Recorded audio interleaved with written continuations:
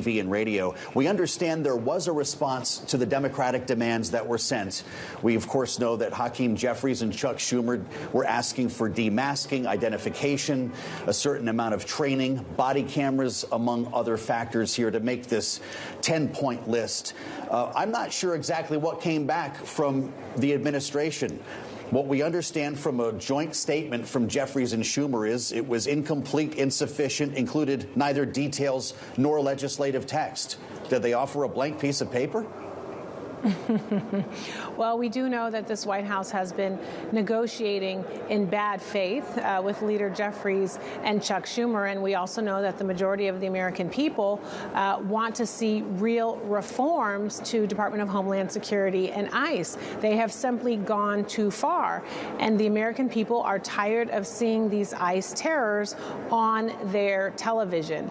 I think these are common sense reforms that we are asking for. As you mentioned, don't wear a mask, have proper ID, don't bust down somebody's house without a real judicial warrant, stop the racial profiling, make sure that you are having body cameras that are on all of the time. These are practices and tactics that local law enforcement agencies have been practicing and employing for a very long time. So why shouldn't we be asking the same of Department of Homeland Security and ICE?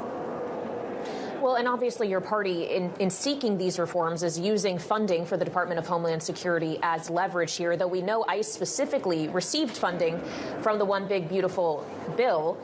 Therefore, it's FEMA and TSA that ultimately, or agencies like that will ultimately actually feel the burden of the shutdown if it indeed comes to pass beyond the Friday deadline. Congresswoman, is there not an opportunity to carve out a deal that would keep those agencies funded?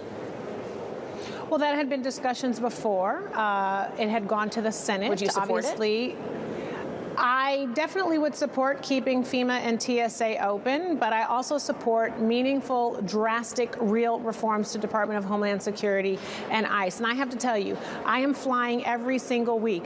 I ran into the same TSA officer who helps me, and he said, do what you have to do, Congresswoman. So they understand the assignment. They want to keep working with pay, but they also know that drastic reforms need to happen with Department of Homeland Security.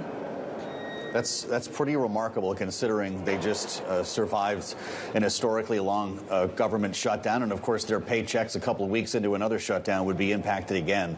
So what's a proper duration? We talk about a CR. Should that be 2 weeks or 2 months if there was one? Or maybe a shutdown itself? How long can Democrats hold out if you shut down FEMA and the TSA?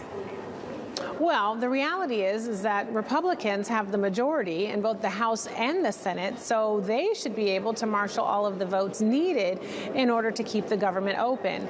I don't think that there's an appetite for another CR. That would just be kicking the can down the road. I think the American people are tired of that. If there is a shutdown, I certainly hope that it is short, because we know that federal workers will be working without pay. But ultimately, what it is about is transparency and accountability. And if this is the lever that we have to push to demand transparency from Kristi Noem, from Department of Homeland Security, then we're going to have to do it, because the majority of the people, the American people, are saying enough is enough. Well, Congresswoman, as Democrats push for ICE reform, Republicans have an active effort underway on the Hill right now to push for election integrity reform, to use their words, with a few measures, the SAVE Act and the MEGA Act, which is sponsored in part by Republican Congressman Brian Stile, now up for consideration. We spoke with the chair of the Administration Committee, Congressman Stile, about this earlier today on the early edition of Balance of Power. This is what he told us about why this legislation is necessary. I think it's common sense that we should require, for example, photo identification when an individual goes to the polls. I have to do that if you want to board an airplane, you want to open a bank account, or heck, you want to buy a six-pack of beer, you need to show photo identification. So it's common sense, it's popular.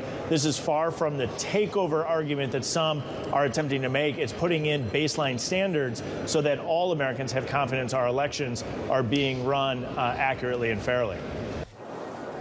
To his point, Congresswoman, when you see the TSA agent you often interact with while you're traveling, you show him your ID. Should the same not be required for you to vote? Well, I do believe that this is an updated version of the poll tax, and it is, I think the Republicans played for voter suppression to happen, probably because they're seeing that the big ugly bill has been disastrous when polled with the American people. Folks are concerned about how much their onions cost, how much the rest of their groceries cost, their gas costs, et cetera. And I have to tell you, when I go to TSA, because I've already gone through additional checks, I don't always have to show my ID. When I go to buy a pack of beer, I don't always have to show my ID. So that's not really true. And there are a number of seniors who would be scrambling to find the kind of ID that would be required. Would this be the same across all states? You know, what happens if you have state laws that are competing with this? There's so many questions. And ultimately, I think this is a design to prevent folks from voting or to intimidate them when they go to the polls. And I have to tell you, Kailey, that the one thing that we all have, the one power that we all share, is our right to vote. It is also important to reiterate that only folks who are supposed to be here, who are citizens, are allowed to vote. So the suggestion that we have to prevent the wrong folks from voting, that's already in place. But this is a scare tactic, and we should be wanting more people to vote, not depressing the folks who are interested in voting, who now may fear that they're not able to. Congresswoman, we've covered a lot of ground here this evening. When we talk next, will the government be open? Yes, I'm an optimist. The government will be open.